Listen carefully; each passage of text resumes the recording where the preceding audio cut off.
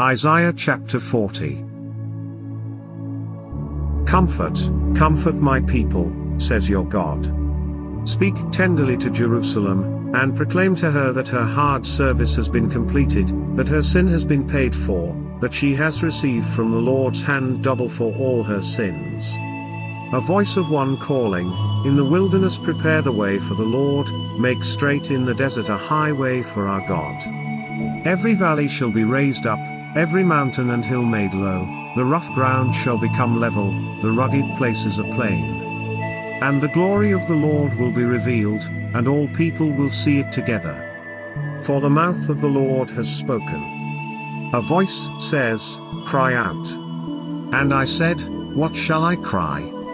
All people are like grass, and all their faithfulness is like the flowers of the field. The grass withers and the flowers fall, because the breath of the Lord blows on them. Surely the people are grass. The grass withers and the flowers fall, but the word of our God endures forever. You who bring good news to Zion, go up on a high mountain. You who bring good news to Jerusalem, lift up your voice with a shout, lift it up, do not be afraid, say to the towns of Judah, here is your God. See, the sovereign Lord comes with power, and he rules with a mighty arm. See, his reward is with him, and his recompense accompanies him. He tends his flock like a shepherd, he gathers the lambs in his arms and carries them close to his heart, he gently leads those that have young. Who has measured the waters in the hollow of his hand, or with the breadth of his hand marked off the heavens? Who has held the dust of the earth in a basket, or weighed the mountains on the scales and the hills in a balance? Who can fathom the Spirit of the Lord, or instruct the Lord as his counselor? Whom did the Lord consult to enlighten him, and who taught him the right way? Who was it that taught him knowledge, or showed him the path of understanding? Surely the nations are like a drop in a bucket, they are regarded as dust on the scales, he weighs the islands as though they were fine dust. Lebanon is not sufficient for altar fires, nor its animals enough for burnt offerings. Before him all the nations are as nothing, they are regarded by him as worthless and less than nothing. With whom, then, will you compare God? To what image will you liken him? As for an idol, a metalworker casts it, and a goldsmith overlays it with gold and fashions silver chains for it.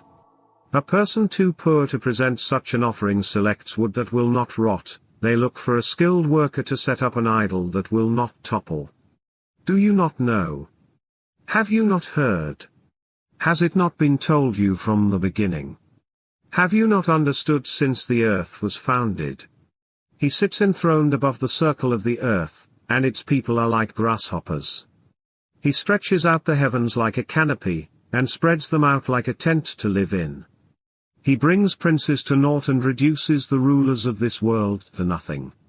No sooner are they planted, no sooner are they sown, no sooner do they take root in the ground, than he blows on them and they wither, and a whirlwind sweeps them away like chaff. To whom will you compare me? Or who is my equal? Says the Holy One. Lift up your eyes and look to the heavens, who created all these. He who brings out the starry host one by one and calls forth each of them by name. Because of his great power and mighty strength, not one of them is missing. Why do you complain, Jacob? Why do you say, Israel, my way is hidden from the Lord, my cause is disregarded by my God? Do you not know? Have you not heard? The Lord is the everlasting God, the creator of the ends of the earth. He will not grow tired or weary, and his understanding no one can fathom. He gives strength to the weary, and increases the power of the weak.